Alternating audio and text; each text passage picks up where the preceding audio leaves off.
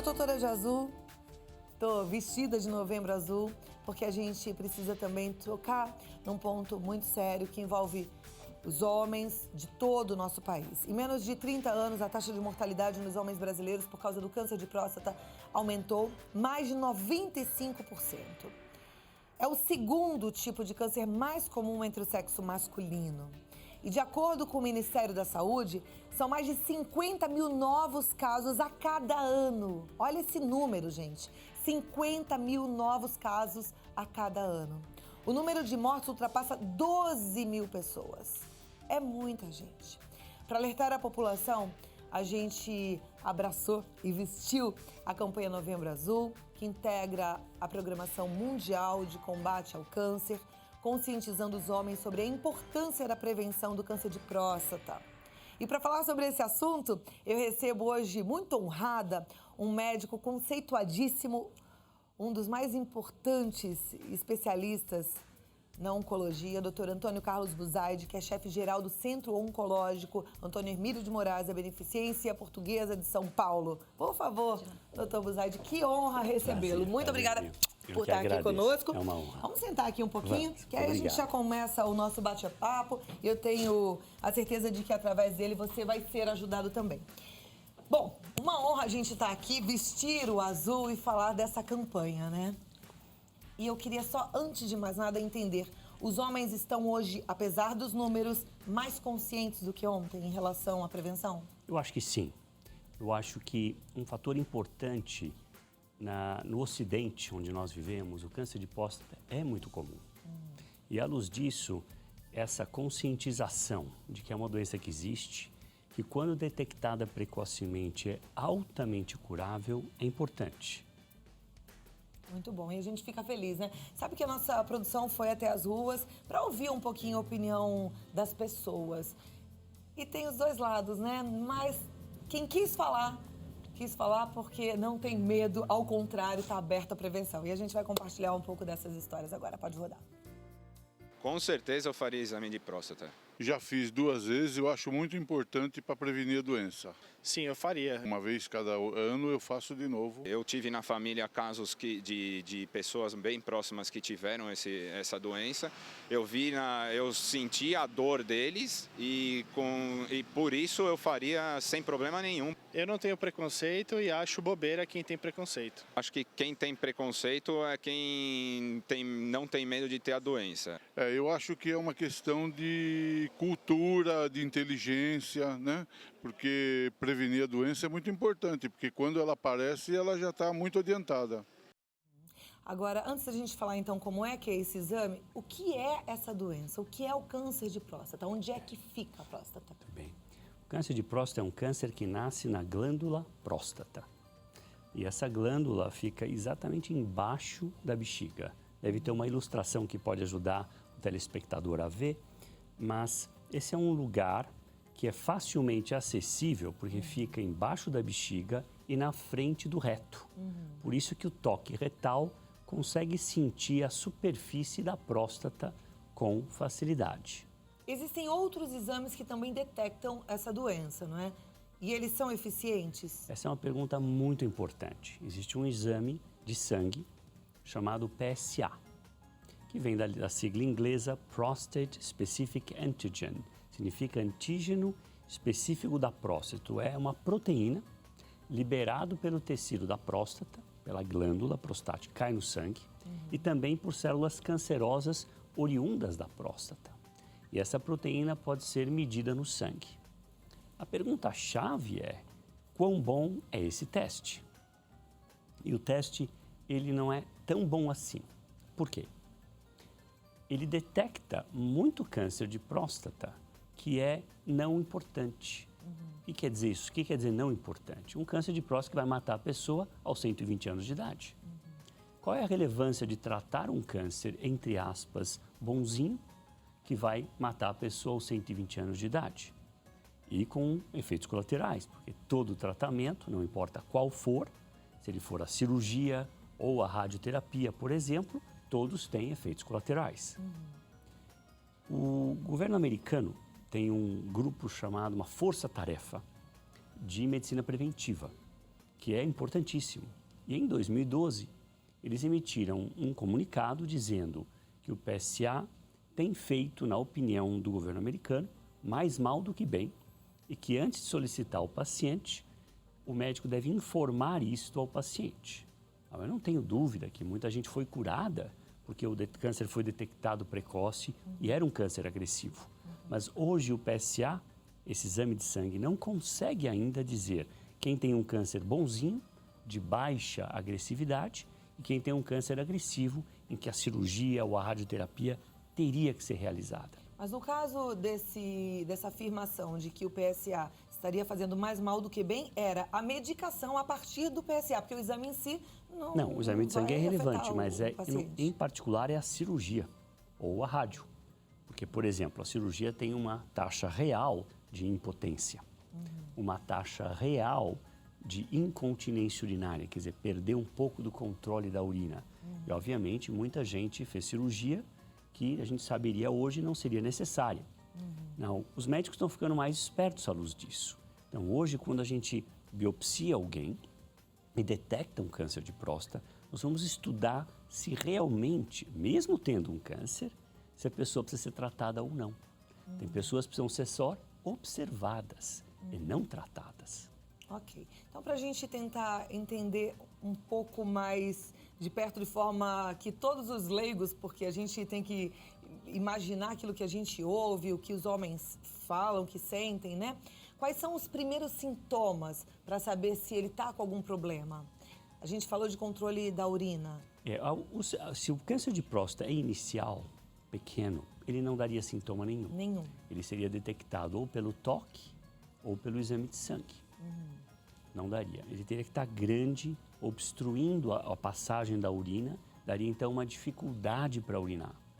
Mas a causa mais comum de dificuldade para urinar não é o câncer de próstata, é o aumento benigno da próstata, que quase todos os homens vão ter a partir dos 50 anos de idade. Agora, quando o homem tem esse aumento benigno da próstata, mesmo assim ele pode ir para uma cirurgia? Pode, se for muito grande esse aumento, se o aumento estiver obstruindo a passagem da urina, o urologista pode precisar fazer uma cirurgia como que desobstrui o canal para a passagem da urina. E essa cirurgia tem os efeitos colaterais que você comentou antes? Não, essa endoscópica, feita pelo tubo, não. Essa é extremamente bem tolerada, não resulta em nenhuma forma de impotência e só rarissimamente poderia ter problemas com o controle da urina. Tá. Voltando um pouquinho para os exames, o PSA, então, pelo que eu estou entendendo, ele vai fazer um diagnóstico muito precoce, é isso? Ele faz um diagnóstico precoce, mas o problema do PSA é que ele não distingue se é bandido de verdade, que precisa tratar, ou bandido bonzinho, que é melhor observar. Agora, se o homem faz o PSA e complementa com o exame de toque, aí ele tem... melhora, mas quando eu tenho uma suspeita de um câncer de próstata, eu vou fazer uma biópsia. E aí as características dessa biópsia vão levar o médico a decidir, vamos só observar versus vamos tratar. O que o governo americano quis dizer com aquela frase? Que muita gente foi operado desnecessariamente, ficou impotente desnecessariamente ou teve incontinência urinária desnecessariamente. Aonde está evoluindo a medicina? Tentar identificar outros exames de sangue que possam detectar não só câncer de próstata, mas o câncer de próstata agressivo, o câncer de próstata que tem um risco de espalhar pelo corpo, o câncer de próstata, portanto, que precisaria ser tratado. Ok. A gente está no Novembro Azul e a ideia do Novembro Azul é a prevenção, né? É alertar aos homens a necessidade de fazer essa prevenção. Prevenção que eu entendo que deve ser através do exame de toque. Isso mesmo. Primordialmente, mas existe outra forma de prevenir o câncer de próstata ou não? O PSA seria esse exame de sangue que nós estávamos conversando, que também pode ser solicitado, mas o paciente tem que ser informado que é uma área cinza da medicina. O ganho dele isolado é questionável, a literatura é conflitante, não é preto no branco. O câncer de próstata, ele tem uma relação hereditária? Pode ter, a maioria dos casos não é hereditário. Eu diria 95% dos casos não tem nenhum componente hereditário, mas existe um pequeno componente hereditário que é como todos os cânceres. A mama é a mesma coisa, a vasta maioria não é hereditário, mas tem um pequeno componente hereditário. Nós não sabemos um fator causal específico para o câncer de próstata. O que nós temos são chamados fatores de risco. Por exemplo, pessoas que ingerem muita carne vermelha e muito produtos ricos em cálcio, como leite, por exemplo. Essas pessoas têm um risco aumentado de câncer de próstata. Não quer dizer que vão ter câncer de próstata, mas versus aqueles que comem muita fruta, verdura, fazem atividade física.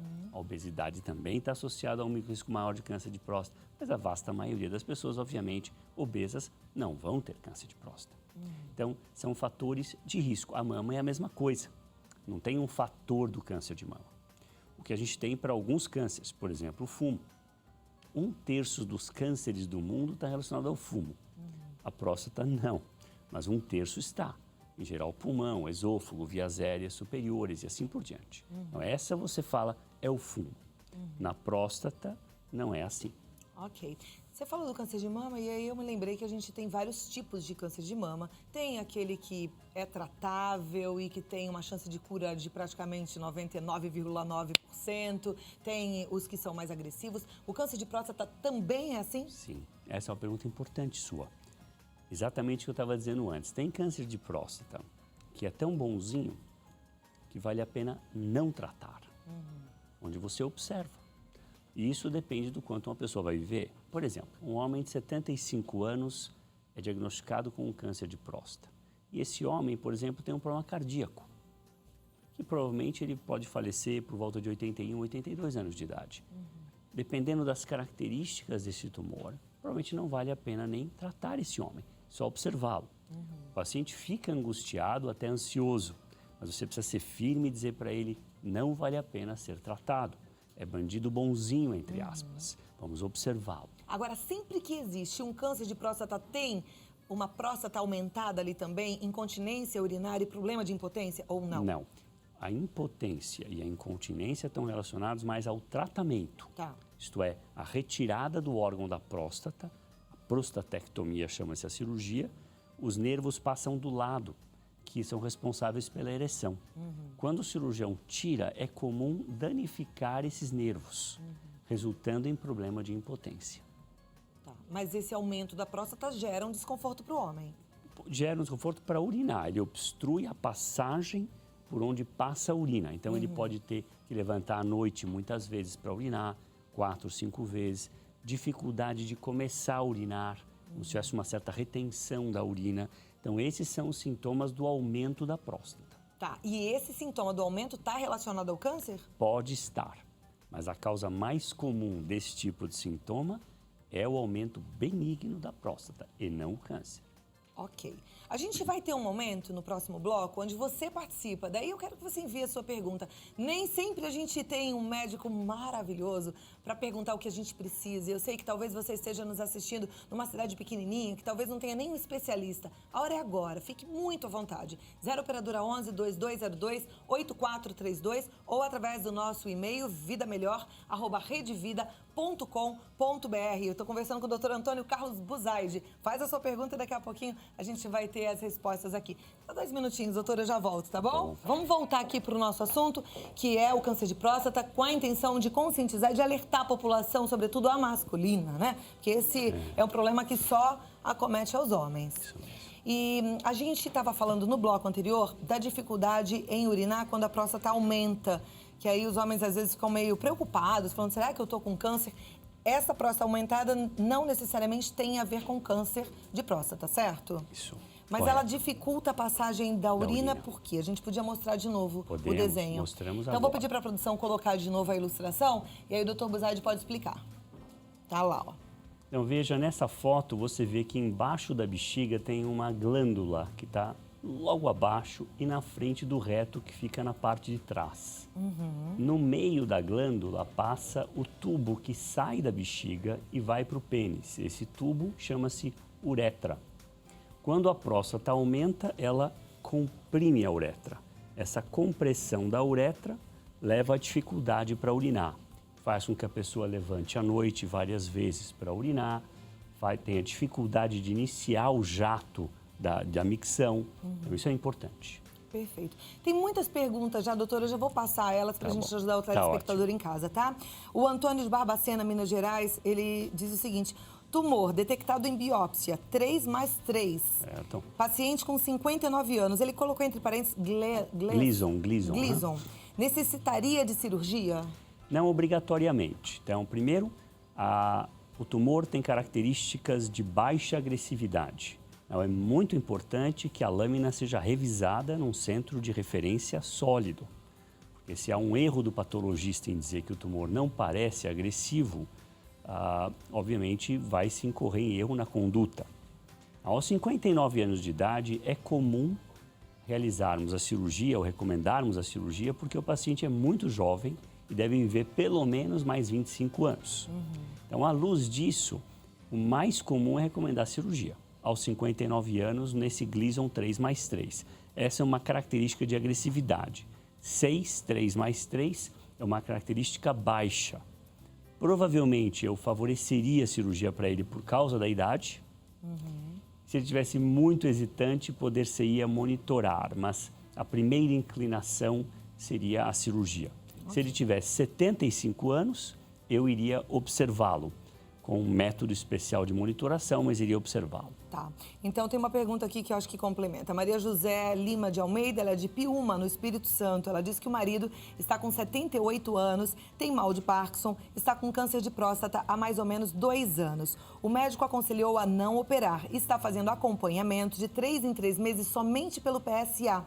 Ela pergunta o que deve fazer, se está certo o procedimento. Me parece bastante apropriado a estratégia. Considerando a idade, considerando os outros problemas médicos que o paciente tem, provavelmente ele não vai falecer do câncer de próstata, que talvez fosse matá-lo aos 100 anos de idade. Então, à luz disso, a primeira impressão que a observação parece adequada. Ok. O Thiago Ribeiro Campos, ele gostaria de saber qual é a eficiência da braquiterapia para quem teve o câncer diagnosticado com grau de lesão no nível 6. Então, o que é a braquiterapia? Braquiterapia é uma forma especial de radioterapia, onde ao invés dos raios virem por fora, você insere dentro da próstata umas agulhas especiais com sementes de radiação. Então, a radioterapia vai direto na próstata. A indicação de braquiterapia são em pacientes que ou declinam a cirurgia, ou preferem uma estratégia não cirúrgica, e que tem características de baixa agressividade. Por exemplo, aquele paciente de 59 anos, se ele tiver um PSA baixo, menos que 10, aquele Gleason, a agressividade 3+3, conforme esse segundo caso, é uma opção a braquiterapia. Tem que ser realizada em centros de excelência, não é um procedimento tão simples. Mas os dados sugerem que a eficácia de cura é semelhante à da cirurgia em pacientes de baixo risco. Ok. A pergunta do Manuel Messias, de Brasília. Doutor, gostaria de saber se eu posso operar da próstata, pois minha próstata está muito aumentada. Vou ao banheiro 2 ou 3 vezes à noite e durante o dia é um sufoco, vou direto ao banheiro. Se tomo água, é que vou mesmo. Já tomo 2 tipos diferentes de medicamentos. Ele não fala a idade dele aqui. Provavelmente ele tem essa situação que nós estamos mencionando do aumento benigno da próstata. O nome científico é hiperplasia benigna da próstata. E a cirurgia feita endoscopicamente, quer dizer, o tubo entra por dentro da uretra e raspa a parte interna da glândula para desobstruir, isso me parece indicada. Pelos sintomas dele, pela não melhora com as medicações, eu acho que ele deve ser um candidato a uma cirurgia endoscópica. Ok. O Cláudio, ele é de Camapuã. Ele conta que tem uma ferida no início do reto e tem hora que coça muito, tem hora que não coça e fica dias sem coçar. Mas às vezes sangra. Ele quer saber se isso pode ser um câncer. Uma ferida no reto que sangra precisa ser avaliada. A possibilidade de câncer existe e merece um exame médico detalhado. Ok. A Hilda Rovina, ela é de Sarandi, Paraná, diz que o marido teve um melanoma faz 4 anos, é acompanhado e sempre tem aumento na próstata. Nessa última consulta deu um nódulo na virilha, ele está fazendo exames e o médico gostaria de ver se tem calcificação. Ela também queria saber sobre esse procedimento, se é isso mesmo. A pergunta dela é mais delicada. O paciente teve um melanoma. Esse nódulo na virilha pode estar relacionado ao melanoma. Pode ser uma metástase em um linfonodo ou gânglio da região inguinal. Se o melanoma dele foi no tronco ou na mesma perna daquele gânglio, isso merece uma atenção maior. Não teria uma relação entre o melanoma e um tumor de próstata, por exemplo. Ok. O Norma Maricate dos Santos, ela diz que o marido teve câncer de próstata, fez cirurgia, uma cirurgia grande há 10 anos. O filho tem 39 anos e é fumante. Ela pergunta se ele também pode ter esse câncer. E outros? Bom, outros a gente falou ontem sobre tabagismo, com um médico excelente também sobre o assunto, e cigarro não faz bem para ninguém, né? Cigarro só faz bem para a companhia que produz o cigarro. Não há nenhum outro ganho. E 1/3 dos cânceres, como eu disse antes, são associados ao fumo. Não há uma relação direta entre fumo e câncer de próstata, mas a história familiar dele, um pai teve um câncer de próstata, ele pergunta, pode ele ter? Sim, mas normalmente não há uma relação hereditária. Isto é, o fato do pai ter tido não significa que ele vai ter ou tem um risco claramente aumentado. A prevalência, isto é, a presença do câncer na população é muito alta. Em homens de 80 anos de idade, mais ou menos 60% deles, se eles morrerem num acidente de carro, por exemplo, você vai achar um câncer de próstata. Ok. Então é extremamente elevada a prevalência. Eu tenho algumas perguntas aqui parecidas e a Geralda, por exemplo, de São João Evangelista, Minas Gerais, ela gostaria de saber se o ômega 3 aumenta a chance de ter câncer de próstata. Isso não é tão claro. Esses estudos chamados observacionais, isto é, a pessoa olha quem tomou ou comeu alguma coisa e aumentou o risco. Isso 2 anos depois aparece mais 10 estudos que mostram que não havia nenhuma correlação correta. Isso daí até agora eu consideraria especulativo. Ok. A Sandra Ferreira de Vasconcelos, ela quer saber se uma ultrassonografia resolveria para detectar o câncer de próstata, porque foi o indicado para o pai dela. O ultrassom ajuda a detectar o câncer de próstata e quando a biópsia é feita, ela é guiada pelo ultrassom para localizar com precisão a próstata e assim por diante. Mas não é rotina, não faz parte do segmento da rotina. A única rotina incorporada hoje é o toque, toque com o dedo. Então, o ultrassom não faz parte dessa rotina, não. Precisa do exame do toque, senão não está complementado, é isso? É que ela perguntou se fazer um ultrassom faz parte da rotina, por exemplo. O médico, se ele suspeita de um tumor, ele vai pedir um ultrassom com biópsia. Mas o ultrassom não faz parte da rotina. Quer dizer, os homens não precisam fazer um ultrassom a cada ano, por exemplo. E a partir de quantos anos o paciente deve fazer o exame de toque? A partir dos 50 anos. Essa é a idade melhor para fazer o exame da próstata. Com que frequência, se não tiver nenhum tipo de alteração? Anual. Tem que fazer anualmente? Anual. É recomendável que seja feita anual. Tá. Os homens, alguns ainda têm um preconceito e têm um receio de existir um desconforto grande. É um exame rápido? Não, o desconforto é zero. É um exame muito simples, de consultório, na rotina do dia a dia. O paciente não sente nada. Algumas pessoas têm preconceito, mas depois que você explica que é relevante, todos somem. O maior preconceito que existe no Brasil é a colonoscopia. E esse é o maior erro. Esse que detecta o câncer de intestino grosso. 1/3, se você reduz em 1/3 câncer de intestino grosso fazendo uma colonoscopia. Essa é obrigatória para homem e mulher acima de 50 anos. Obrigatório. Aliás, tem aqui uma pergunta da Kellen Fogaça. Ela disse que o pai fez uma colonoscopia, não perguntou para o médico se esse exame pode ou tem a ver com câncer. Ela queria saber se esse exame dá ou não dá para ver se tem algum câncer. A colonoscopia é provavelmente um dos exames mais importantes e muito pouco realizado no Brasil na rotina em homens e mulheres a partir dos 50 anos. Porque ele reduz o risco de você ou qualquer um a partir dos 50 morrer de câncer de intestino grosso. Ele é importantíssimo. Por quê? Porque a colonoscopia detecta um pré-câncer, detecta o pólipo. Ao contrário da mamografia, não detecta um pré-câncer, detecta câncer pequeno de mama. A colonoscopia detecta pólipo. Eu tiro o pólipo, eu acabo com aquele risco. Então, isso é muito importante. Eu, quando voltei dos Estados Unidos, minha família inteira mandei fazer colonoscopia, quase me mandaram de volta para os Estados Unidos numa viagem de ticket one way, só para a ida. Porque ficaram bravos comigo, mas eu falei, eu sei o que estou falando. E hoje é inequívoco que a colonoscopia faz parte da rotina. Todo médico bom Um paciente que está bem na rotina tem que pedir uma colonoscopia para o doente, A homem ou partir mulher. de 50 anos. 50 anos. Agora, se a gente tiver história na família, por exemplo, Aí a muda. minha mãe tirou um pólipo, eu preciso fazer esse exame a partir de quantos anos? Em geral, 10 a 15 anos antes da data da pessoa que teve a primeira detecção do problema. Então, aí já reduz mais ainda o risco. Obviamente, são números arbitrários, mas razoáveis, vamos chamar assim. E esse câncer, por exemplo, diagnosticado no intestino, no caso, quando ele é um pré-câncer, que é um pólipo, ele tem uma ligação hereditária? Pode ou não ter.